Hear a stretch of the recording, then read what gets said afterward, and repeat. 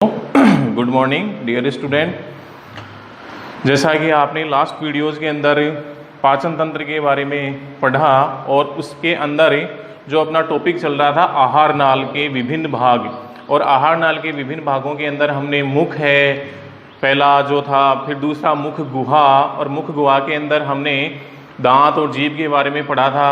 फिर इसके पश्चात जो ग्रसनी थी हमारी, तीसरा जो भाग था, फिर ग्रसिका, और ग्रसिका के बाद में जो अपना आज का जो टॉपिक है, मतलब ग्रसिका के बाद में जो आहार नाल के अंदर आने वाला जो भाग है वो है हमारा आमाशय। तो आज अपन इस वीडियोज़ के अंदर आमाशय की संरचना के बारे में पढ़ने वाले हैं, और आमाशय की जो औतिकी है, हिस्टोलॉजी है, ये आमाशय है वो किस प्रकार से इसका निर्माण होता है और इसके क्या क्या कार्य होते हैं, इन सब के बारे में आज अपन पढ़ने वाले हैं। तो ध्यान दीजिएगा। तो ये देखो जो सामने बोर्ड के ऊपर आप देख पा रहे हो, ये है हमारे आमाशय की संरचना का नामांकित चित्र है। जैसा कि आप सब कुछ इसके अंदर मैंने पॉइंट आउट कर रखा है फिगर को, इसमें आप देख पा रहे हैं कि ये एक आमाशय। और ये देखो प्रथम दृष्टया अगर आमाशय को आप देखते हो तो सबसे पहले तो अपन ये मतलब कि जानना चाहेंगे कि एक तो आमाशय होता कहाँ पर है, एक्चुअल में आमाशय की स्थिति कहाँ पर है आहार नाल के अंदर, हमारे शरीर के अंदर, और दूसरी जो बात है वो है कि आमाशय दिखता कैसा है, कितने भाग होते हैं। तो ये देखिए, ये जो आमाशय का जो डायग्राम है स्टोमक, ये डायग्राम है वो एक प्रकार से जो एबीसीडी के अंदर हमारा जो जे आता है ना, जे एबीसीडी के अंदर उस जे की आकृति का है, मतलब जे के समान पेशीय नुमा संरचना है भाई, पेशीय संरचना है, ठीक है। जे शेप्ड है, जे शेप्ड मतलब जे के आकार का, ठीक है। अब इसके पश्चात आमाशय है वो कहां से शुरू होता है, तो जैसा कि लास्ट वीडियोस के अंदर हमने कहां छोड़ा था, ग्रसिका। तो ग्रसिका का जो अंतिम भाग होता है वो मतलब ग्रसिका एक प्रकार की क्या थी, ओइसोफेगस है, वो एक प्रकार की फूड नली थी, भोजन की नली थी, जो जाकर के आमाशय के कौन से भाग से जुड़ती है। ये देखिए, देखो इस चित्र के अंदर दिखा रहे हैं, ये ग्रसिका आ रही है ऊपर से, और ग्रसिका आकर के ये कौन से भाग से जुड़ी है, कोर्डियक भाग से। किस भाग से जुड़ रही है, कोर्डियक भाग से। तो आमाशय का पहला भाग कौन सा हो गया, कोर्डियक कपाट या कोर्डियक भाग हो गया, जो कि ग्रसिका से जुड़ा हुआ है। और इसके पश्चात दूसरा जो भाग है वो है अपना फंडस भाग, फंडिक भाग है। आमाशय का पहला भाग हो गया कोर्डियक भाग, और कोर्डियक भाग के यहाँ पर मतलब कि ये जो स्पिंक्चर जिसे अवरोधनी बोलते हैं अपन, ये अवरोधनी है। ये देखो मतलब एक जगह यहाँ पर मिलेगी, एक जगह यहाँ पर, जैसे पाइलोरिक नाल है, ये भी स्पिंक्चर है। स्पिंक्चर का मतलब क्या होता है, अवरोधनी होती है। अवरोधनी का काम क्या होता है भाई, मतलब कि अवरोध का अर्थात रोकने का। तो जैसा कि यहाँ पर ये ग्रसनी आकर के जुड़ रही है, ये कोर्डियक कपाट मतलब कोर्डियक भाग से जुड़ रही है, और कोर्डियक भाग में यहाँ पर क्या होती है, स्पिंक्चर अवरोधनी, ठीक है, नाल। मतलब ये क्या काम करती है, जैसे भोजन है वो ग्रसिका से आ रहा है, और ग्रसिका से आकर के किस में प्रवेश कर रहा है, आमाशय के अंदर, मतलब आमाशय के पहले भाग से आमाशय के अंदर प्रवेश कर रहे हैं। तो ये जो कपाट है वो कपाट क्या काम करते हैं, स्पिंक्चर जो अवरोध नहीं बोलते हैं, ये क्या काम करते हैं, ये भोजन को वापिस मतलब ग्रसिका में जाने से रोकते हैं। कहने का मतलब अपने आप ही, कहने जैसे भोजन आता है वो अपने आप ही कपाट बंद हो जाते हैं। तो ये था अपना कौन सा भाग, पहला भाग था कोर्डियक भाग, ठीक है। तो इस प्रकार से पहले मैं इधर लिख रहा हूं, देखो आमाशय के पार्ट ऑफ स्टोमक मतलब कौन कौन से भाग है। नंबर एक हो गया अपना कोर्डियक भाग, ठीक है, ये पहला भाग हो गया अपना, जो कि ज्यादा बड़ा नहीं है। कहने का मतलब ग्रसिका और इससे जुड़ा हुआ है, ठीक है, मतलब छोटा ही भाग है। मतलब अगर देखा जाए ना तो मतलब कि जो भी हमारे फिजियोलॉजिस्ट हैं वो तो क्या करते हैं, इस भाग को मतलब कि मानते ही नहीं है, क्योंकि काफी छोटा भाग होता है, सिर्फ ओनली जोड़ने का ही काम करता है। अब उसके पश्चात ये जो देखो यहाँ से ये जो भाग है, ये इधर का भाग, ये ऊपर का भाग, ये जो दूसरा भाग है जिसका नाम क्या है, फंडस भाग या फंडिक भाग भी बोलते हैं। तो दूसरा भाग क्या हो गया अपना, फंडस भाग, ठीक है। फिर नंबर 3 आता है फंडस भाग के बाद में, ये देखो बड़ा सा मतलब कि देखा जाए तो आमाशय का 80% जो भाग है वो निर्माण करता है। ये जो मध्य का जो भाग आप देख पा रहे हैं, इससे बोलते हैं का या बॉडी, मतलब शरीर, आमाशय का ही ये भाग है और ये काफी मतलब कि स्थान घेरता है, यहाँ तक कि 80% भाग कवर करता है आमाशय का। तो ये जो तीसरा जो पार्ट है ना, ये मेन पार्ट है। तो पहला भाग हो गया कोर्डेक, जो कि ना के बराबर है, लेकिन इसको अपन काउंट करते हैं। दूसरा जो भाग हो गया वो क्या हो गया, फंडस भाग हो गया। और तीसरा जो भाग हो गया वो अपना क्या है, काय या बॉडी, काय या बॉडी। चौथा जो भाग है अपना वो है अपना, ये देखो यहां पर है, या आप देख पा रहे हैं कि इस प्रकार से आ रहा है और ये ग्रसिका इसमें आकर के मतलब मिल जाती है। इसके पश्चात ये जो भाग है ये क्या है, पाइलोरिक नाल या पाइलोरिक भाग। और पाइलोरिक भाग के बाद में जैसा कि यहाँ पर कोर्डेक भाग था, और कोर्डेक भाग के साथ ही क्या थी, कोर्डेक नाल मतलब अवरोधनी। इसी तरह पाइलोरिक भाग के साथ में क्या है, पाइलोरिक नाल और स्पिंक्टर, मतलब ये अवरोधनी है। एक अवरोधनी यहाँ पर है, एक अवरोधनी यहाँ पर है। मतलब इसका काम है कि आने वाले भोजन को वापिस ग्रसिका में जाने से रोकना।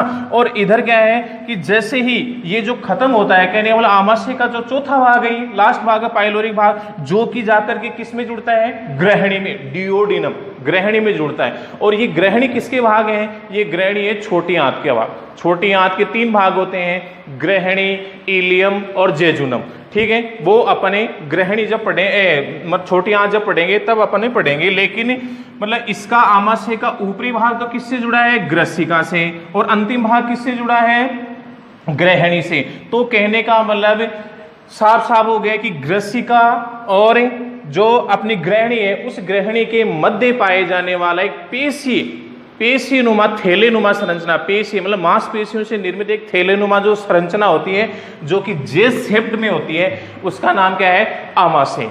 फिर उसके बाद में बात आती है कि होता कहाँ पर है, तो ये होता है हमारा जो तनुपट। देखिए मतलब कि ये अपना क्या है, यहाँ पर जैसे श्वास नली है, जिस प्रकार से हमने ऊपर ग्रसनी और ग्रसिका पढ़ी थी, और ग्रसिका के बाद में ये अपना क्या आ जाता है, डायफ्राम, जिसे अपन तनुपट बोलते हैं। डायफ्राम जो कि श्वसन का पार्ट है, देखा जाए तो श्वसन के अंदर पढ़ने वाले अपन डायफ्राम को, तो ये डायफ्राम के जस्ट नीचे की तरफ बाईं ओर, कहां पर है, बाईं ओर, डायफ्राम के जस्ट नीचे की तरफ बाईं ओर पाया जाता है। और एक मांसपेशियों से पेशीनुमा संरचना होती है, जे आकार के, जे शेप्ड के अंदर होता है ये। और इसके मुख्य भाग जो कि हमने बताए हैं यहाँ पर कि 4 भाग होते हैं। आमाशय के कितने भाग होते हैं, 4 भाग होते हैं। किसके और किसके मध्य पाया जाता है, ग्रसिका और ग्रहणी के मध्य पाए जाने वाला एक पेशीय थैलेनुमा संरचना जो कि जे आकार में होती है।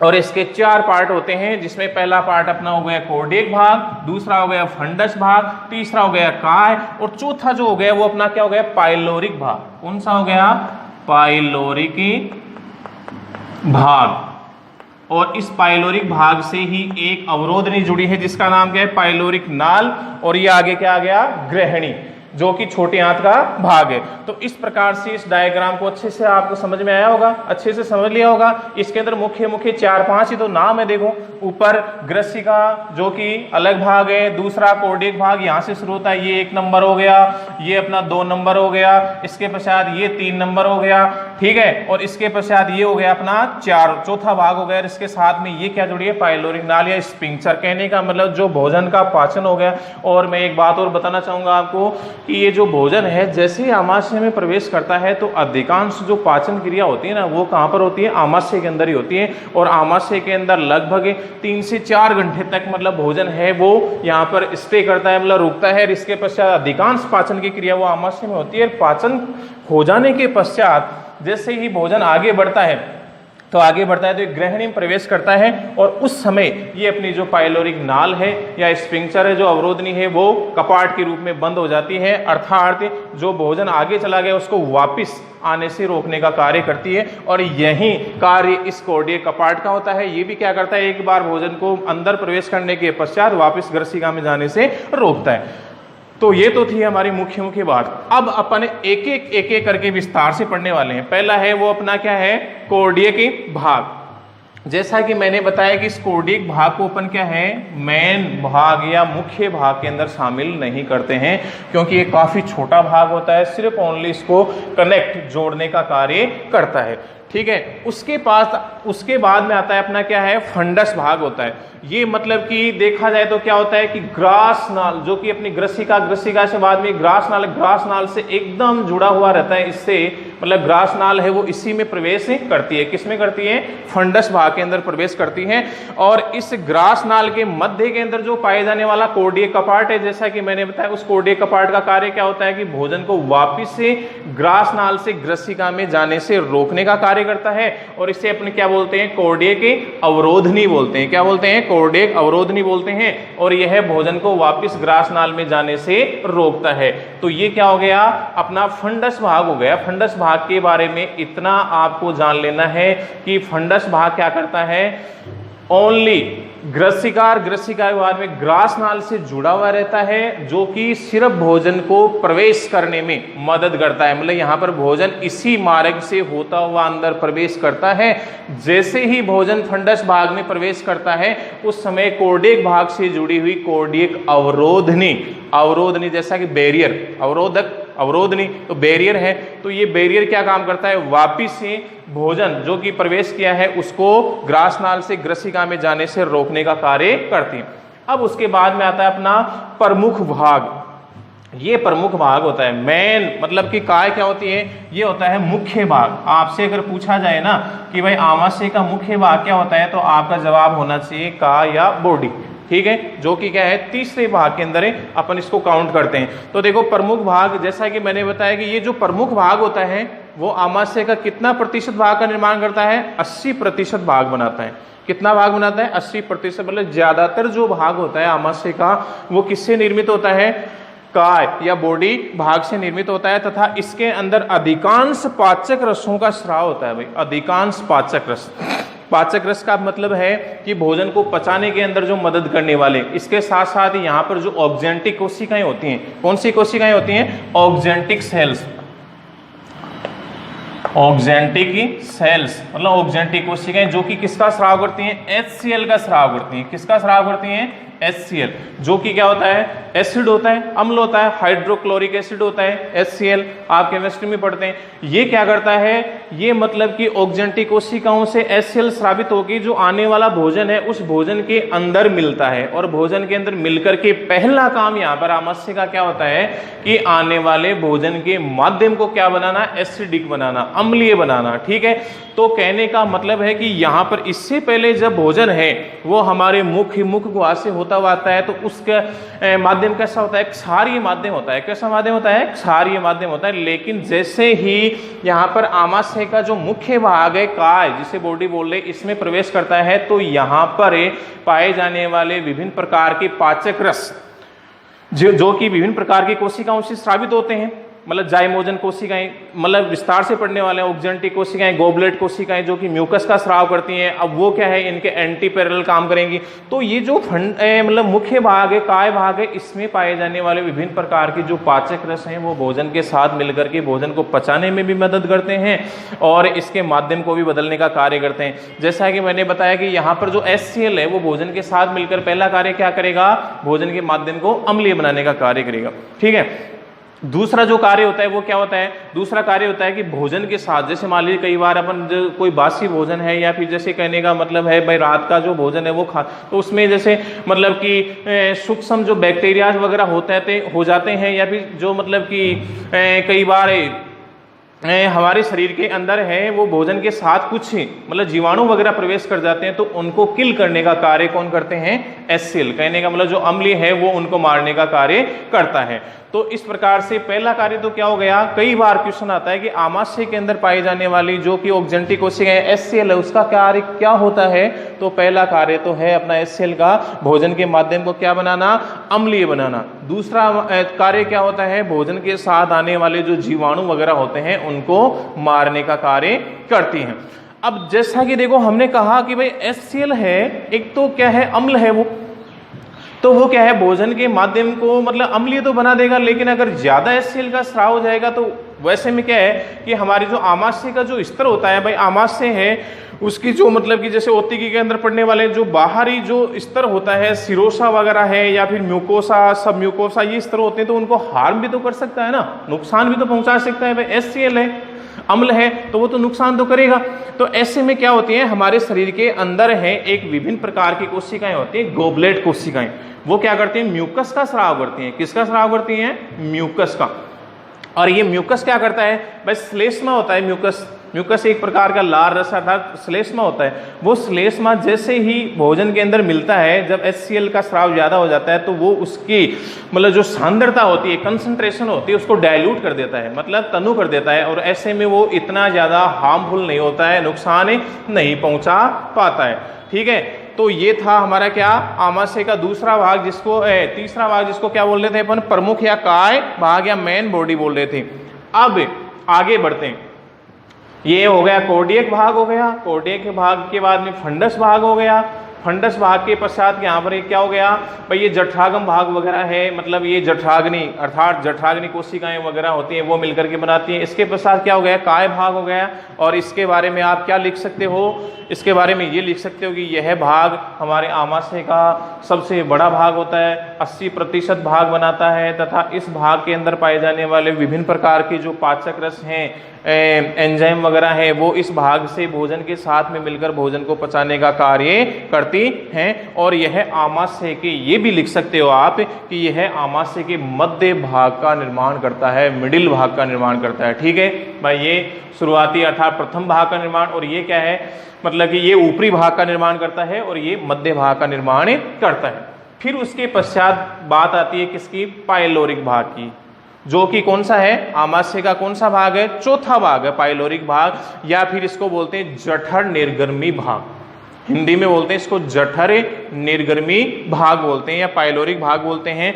और इसके बारे में क्या लिख सकते हो, देखो सोचो कि पहली बात तो क्या है कि यह आमाशय का कौन सा भाग हो गया, अंतिम भाग हो गया। क्या हो गया, आमाशय का अंतिम भाग। भाई ये प्रथम भाग, ये मध्य भाग, और ये क्या हो गया, अंतिम भाग हो गया। एक लाइन तो आप इसके बारे में ये लिख सकते हो कि ये जो तीसरा या जो अंतिम भाग होता है, जो चौथा भाग होता है पाइलोरिक भाग, ये क्या होता है, एक तो अंतिम भाग होता है, और दूसरी बात आप ये लिख सकते हो ये किससे जुड़ा होता है, ग्रहणी से जुड़ा हुआ रहता है। किससे जुड़ा हुआ रहता है, ग्रहणी से, जो कि किसका भाग है, छोटी आंत का भाग है। एक इसके बारे में आप क्या बात लिख सकते हो, दो बातें हो गई। एक इसके बारे में ये लिख सकते हो कि इस भाग के, मतलब ये भाग जहां से आमाशय के जिस भाग से जुड़ा हुआ रहता है, वहां पर एक और स्पिंक्टर अवरोधनी पाई जाती है, जिसका नाम क्या है, पाइलोरिक नाल या पाइलोरिक अवरोधनी या जठर निर्गर्मी अवरोधनी होती है। ठीक है, और कहने का मतलब है कि ये जो पाइलोरिक भाग है ये क्या है, ग्रसिका से, मतलब कि आगे अर्थात ये अंतिम भाग हो गया, और ये ग्रसिका से जो जुड़ा हुआ है, ग्रसिका जो कि इसमें प्रवेश करती है, इसके पश्चात इससे आने वाला जो भोजन है वो इस मध्य भाग से होता हुआ जैसे ही ग्रहणी में प्रवेश करता है, उस समय क्या हो जाती है, ये जो पाइलोरिक अवरोधनी है वो क्या हो जाती है, या जो कपाट है वो क्या हो जाता है, बंद हो जाता है। और इस कारण से जो पचा हुआ जो भोजन है वो मतलब कि जैसे ही ग्रहणी में प्रवेश करता है तो वापिस यह मतलब आमाशय में नहीं आ पाता है। तो इस प्रकार से यह भोजन को विपरीत दिशा में जाने से रोकने का कार्य करता है। विपरीत दिशा कौन सी हो गई भाई, भोजन है, पचित भोजन कहां पर जाएगा, ग्रहणी में जाएगा, तो ग्रहणी से वापिस मतलब कि आने से इसको रोकने का कार्य किसका होता है, पाइलोरिक कपाट या पाइलोरिक नाल कह दीजिए, पाइलोरिक अवरोधनी कह दीजिए, इस प्रकार से इसका काम होता है और ये आमाशय में जाने से रोकता है। तो ये हमारे मतलब कि मुख्य पार्ट थे आमाशय के और ये इनके कार्य थे। अब इसके पश्चात अपन पढ़ने वाले आमाशय की ओतिकी। क्या पढ़ने वाले हैं, आमाशय की ओतिकी। तो आमाशय की ओतिकी का मतलब क्या होता है, हिस्टोलॉजी। भाई आमाशय का जो निर्माण होता है वो कौन कौन से ऊतकों से होता है और कौन कौन से ऊतक होते हैं, कौन कौन से भाग होते हैं। भाई जिस प्रकार से आमाशय की अगर काट है, उस आमाशय की काट की संरचना का अगर अध्ययन किया जाए तो उसके अंदर मतलब कि कौन कौन से भाग आते हैं और कौन कौन से आवरणों से इसका निर्माण होता है। तो मैं यहाँ पर देखो अपना जो नेक्स्ट टॉपिक है वो है आमाशय की ओतिकी।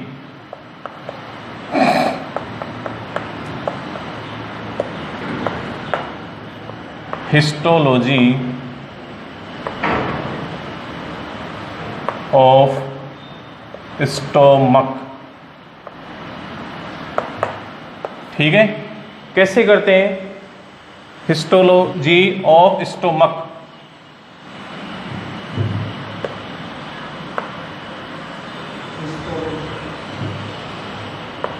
हिस्टोलॉजी ऑफ स्टोमक मतलब आमाशय की ओत्तिकी। ओत्तिकी का मतलब क्या होता है, देखो एक अपना जो भी अपन जैसे विज्ञान पढ़ते हैं, मतलब विज्ञान की विभिन्न शाखाओं का अध्ययन करते हैं, तो उसमें आती है एक ओत्तिकी विज्ञान। ओत्तिकी विज्ञान क्या होता है, मतलब कि वह विज्ञान की वह शाखा जिसमें उत्तकों का अध्ययन किया जाता है, वो क्या कहलाती है, ओत्तिकी।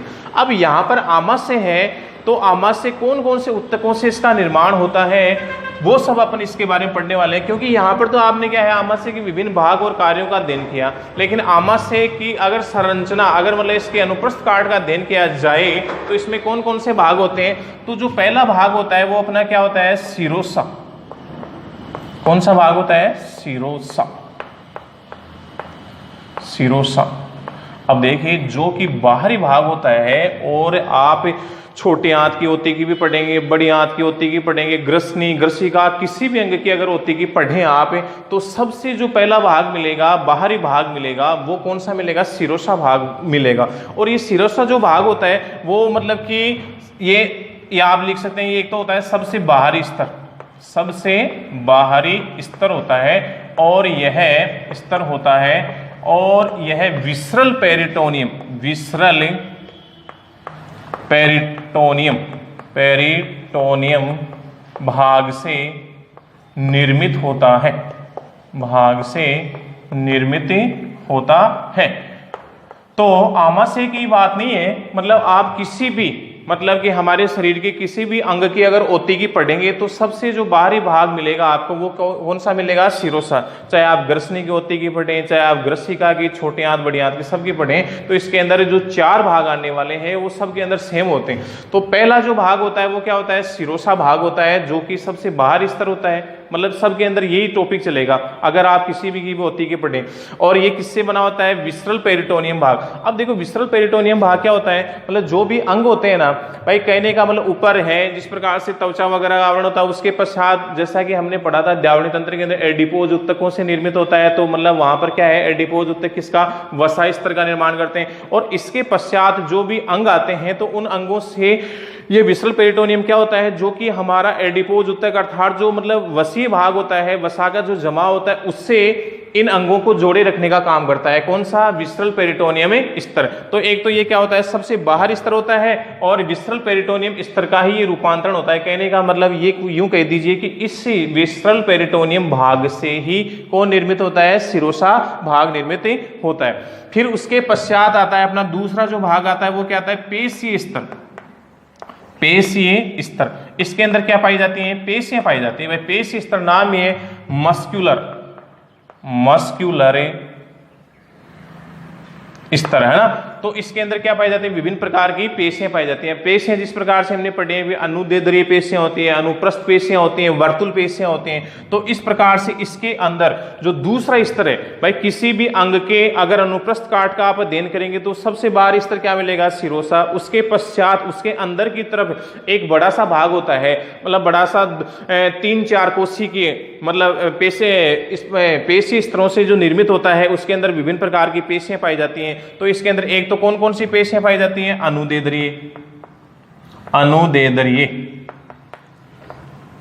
पेशी स्तर, जो कि क्या हो गई, मतलब पेशियों से निर्मित है। इसमें ये कौन सा स्तर हो गया, बाहरी स्तर का निर्माण करती है। कौन से स्तर का निर्माण करती हैं, बाहरी स्तर का। और इसके पश्चात अनुदेद्रीय के बाद में क्या आती है, वर्तुल, वर्तुल पेशी स्तर, वर्तुल पेशी स्तर। भाई ज्यादा कुछ याद नहीं करना है आपको।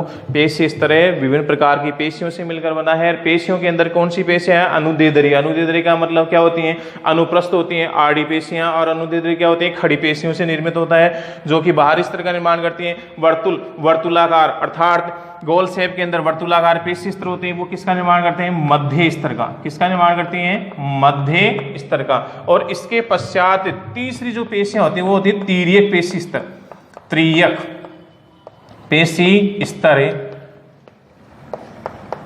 और यह आंतरिक स्तर का निर्माण करते हैं। मतलब कि ये एग्जाम के अंदर ऐसा कोई क्वेश्चन कभी पूछा नहीं गया है, लेकिन जानकारी के लिए कि भाई कोई भी जो अंग होता है वो अंग कौन कौन से स्तरों से मिलकर बनता है, तो इसके बारे में मैं जानकारी दे रहा हूं। तो एक पहला जो स्तर हो गया वो क्या हो गया, शिरोसा स्तर हो गया, जो कि बाहरी स्तर है। फिर उसके बाद में इस स्तर के बाद में आता है पेशीय स्तर, जिसमें विभिन्न प्रकार की पेशियां पाई जाती हैं। बस इतना याद रखिए, विभिन्न प्रकार की पेशियां जानकारी के लिए है ये सिर्फ ओनली। भाई कोई भी अंग है वो कौन से 4 स्तरों से मिलकर बनता है, तो पेशीय स्तर के अंदर क्या है, पेशियां शामिल है। अब वो अनुदैर्ध्य हो सकती हैं, वो वर्तुल हो सकती हैं, वो अनुप्रस्थ हो सकती हैं, वो तिर्यक पेशीय स्तर होती हैं। तो इस प्रकार से पेशियों से मिलकर बनने वाला स्तर क्या कहलाएगा, पेशीय स्तर कहलाएगा। फिर इसके पश्चात आती है अधश्लेष्मिका। तीसरा जो मतलब कि इसकी हिस्टोलॉजी ओतिकी के अंदर तीसरा जो स्तर होता है वो क्या होता है, अधश्लेष्मिका। श्लेष्मिका, जिसका नाम हो जाएगा सबम्यूकोसा। सबम्यूकोसा ये जो स्तर होता है वो क्या होता है, तीसरा स्तर होता है ओतिकी के अंदर सबके। अब ये अधश्लेष्मिका के अंदर क्या पाई जाती है, मतलब कि मुख्य खास बात इसकी ये है कि यह संयोजी उत्तकों से निर्मित होता है। किससे होता है, संयोजी उत्तकों से निर्मित। संयोजी उत्तकों से निर्मित, और संयोजी उत्तकों से निर्मित होता है। तो संयोजी उत्तक मतलब कि रक्त क्या होता है, संयोजी उत्तक बाय कनेक्टिव टिश्यू। तो ये क्या करते हैं, मतलब इस भाग से इस अंग को क्या मिलता है, पोषण वगैरह। तो एक तो हम इसके अंदर ये कह सकते हैं कि संयोजी उत्तकों से निर्मित है, इसका मतलब इसके अंदर क्या पाई जाती है, रुधिर नलिकाएं, है ना, रुधिर वाहिनियां पाई जाती हैं। और एक इसके अंदर क्या पाया जाता है, तंत्रिकाएं, तंत्रिका कोशिकाएं पाई जाती हैं। तो तीसरा जो स्तर है वो क्या है, अधश्लेष्मिका, जो कि किससे निर्मित है, संयोजी उत्तकों से निर्मित है। और संयोजी उत्तकों के अंदर कौन कौन से आते हैं, हमारे तंत्रिका कोशिकाएं और रुधिर नलिकाएं या रुधिर वाहिनियां। तो इस प्रकार से आप ये कह सकते हैं कि इस अधश्लेष्मिका भाग के अंदर मैंने जैसा कि आपको पहले भी बताया है कि किसी भी अंग की ओतिकी पढ़ लीजिए, पहला भाग होगा शिरोसा, दूसरा होगा पेशीय, तीसरा होगा अधश्लेष्मिका, चौथा होगा श्लेष्मिका स्तर। तो अधश्लेष्मिका के अंदर ये कॉमन बातें सब के अंदर ये आने वाली। अधश्लेष्मिका भाग होता है वो किसी भी अंग की ओतिकी के अंदर किससे निर्मित होता है, संयोजी उत्तकों से निर्मित होता है। आप इसके अंदर ऐसा लिख सकते हैं कि इसके अंदर क्या पाई जाती है, इस स्तर के अंदर एक तो पाई जाती है रुधिर कोशिकाएं, रुधिर कोशिकाएं या रुधिर वाहिनियां, और इसके पश्चात क्या पाई जाती है, तंत्रिका कोशिकाएं, तंत्रिका कोशिकाएं। तो कहने का मतलब है रुधिर कोशिकाओं से तो क्या होगा, पोषण का, मतलब कि इससे पोषण मिलेगा, न्यूट्रिशन वगैरह मिलता है। तंत्रिका कोशिकाएं क्या है, संवेदनाएं प्राप्त होती रहेंगी। अब इसके पश्चात जो कि मैं नीचे आप नहीं देख पाओगे इसलिए मैं आप ऊपर लिख देता हूं, चौथा जो होता है वो अपना चौथा स्तर होता है वो क्या होता है, श्लेष्मिका स्तर। ये है अधश्लेष्मिका, और चौथा जो लास्ट होता है वो होता है श्लेष्मिका, या फिर इसको बोल दीजिए म्यूकोसा। क्या बोल दीजिए, म्यूकोसा। म्यूकोसा ये हो गया सब म्यूकोसा और ये हो गया म्यूकोसा।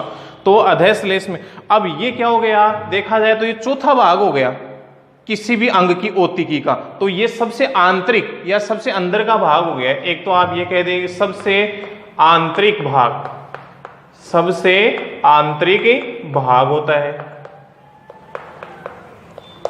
सबसे आंतरिक भाग होता है। और इसके पश्चात एक क्या होता है कि इसकी जो कुछ कोशिकाएं होती है ना, मतलब इस श्लेष्मिका की कोशिकाएं, भाई श्लेष्मिका है तो श्लेष्मा का स्राव करती है, इसकी जो कुछ कोशिकाएं होती है वो किसका स्राव करती है, स्रावी कोशिकाएं बनाती है बाद में, मतलब मिलकर के किसका निर्माण करती है, स्रावी कोशिकाओं का। और स्रावी कोशिकाएं क्या करती हैं, स्रावी कोशिकाएं स्राव छोड़ती हैं, और स्राव छोड़ती हैं तो वो स्राव क्या काम करेगा, वो किसी मतलब जैसे अंग है उस अंग के दौरान, कहने का मतलब विभिन्न प्रकार की स्रावी कोशिकाएं या तो क्या है भाई पाचक रसों का स्राव करेंगे, या फिर क्या है कोई हार्मोन वगैरह का या एंजाइम वगैरह का स्राव करेंगे। तो इस प्रकार से जो चौथा स्तर है जो श्लेष्मिका स्तर है, एक तो क्या हो गया सबसे आंतरिक स्तर हो गया, इस स्तर की कोशिकाएं स्रावी कोशिकाएं मतलब रूपांतरित होकर, इस स्तर की कोशिकाएं रूपांतरित होकर स्रावी कोशिकाओं का निर्माण करती हैं। ये स्रावी कोशिकाएं क्या करती हैं, भोजन के साथ, भाई इनके द्वारा छोड़ा गया जो स्राव है वो भोजन के साथ मिलकर के भोजन को पचाने का कार्य करता है।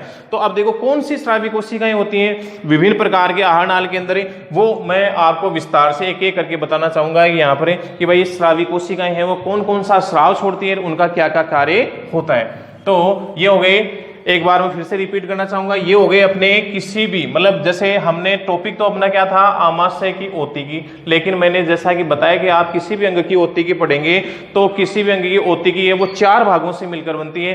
पहला भाग कौन सा हो गया, बाहरी भाग कौन सा हो गया, सिरोसा स्तर हो गया। कौन सा स्तर हो गया, सिरोसा स्तर, जो कि विसरल पेरिटोनियम जो कि एपिथेलियम उत्तकाई भाग है, और विसरल पेरिटोनियम जो स्तर होता है वो रूपांतरित होकर के सिरोसा स्तर का निर्माण करता है, और आप यूं कह दीजिए कि यह सबसे बाहरी स्तर होता है।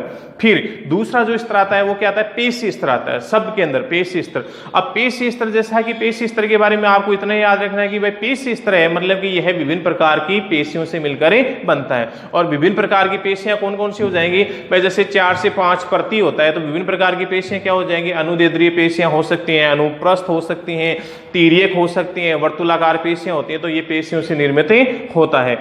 ठीक है, तीसरा जो भाग हो गया वो क्या हो गया अपना अधश्लेष्मिका या सबम्यूकोसा।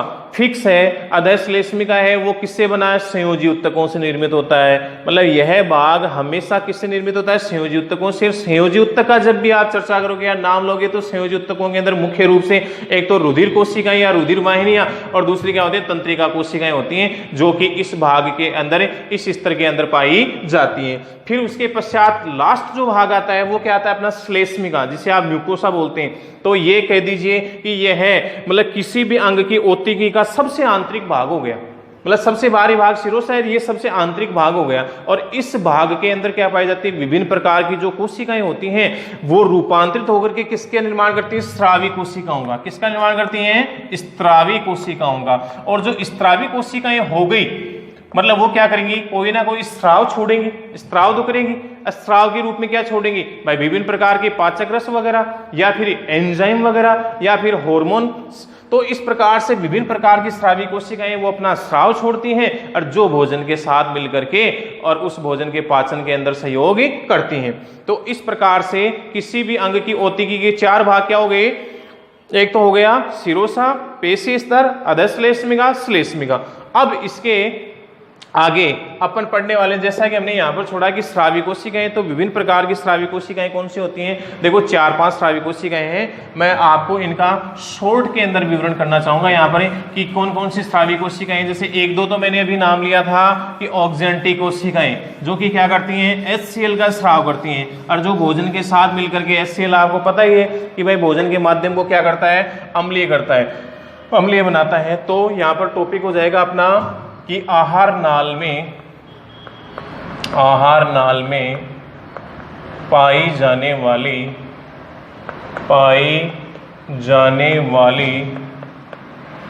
विभिन्न स्रावी कोशिकाएं, ठीक है, एक एक करके, मतलब एक तो इनका नाम और दूसरा इनका कार्य। तो पहली जो स्रावी कोशिकाएं वो क्या होती हैं, वो होती हैं odontoblast cells. Odontoblast cells Hindi में लिख देता हूं, देखो ओडोंटोब्लास्ट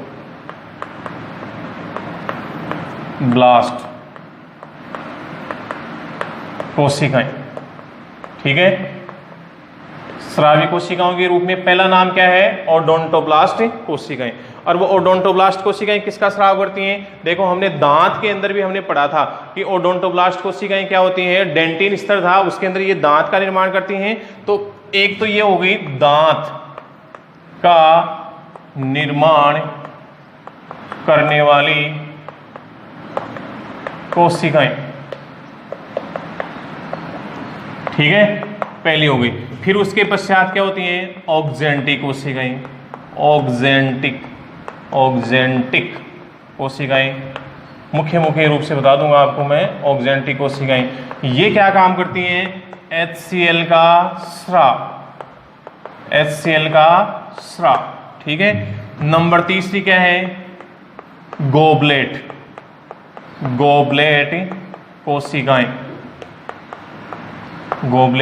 कोशिकाएं। ये स्रावी कोशिकाएं हैं, देखो स्राव के रूप में। गोबलेट कोशिकाएं वो क्या करती हैं, श्लेष्मा का स्राव करती हैं। श्लेष्मा म्यूकस का स्राव करती हैं, म्यूकस का स्राव, जो क्या काम करता है भाई, मतलब pH मान को कम करने का कार्य करता है, कम करने का कार्य।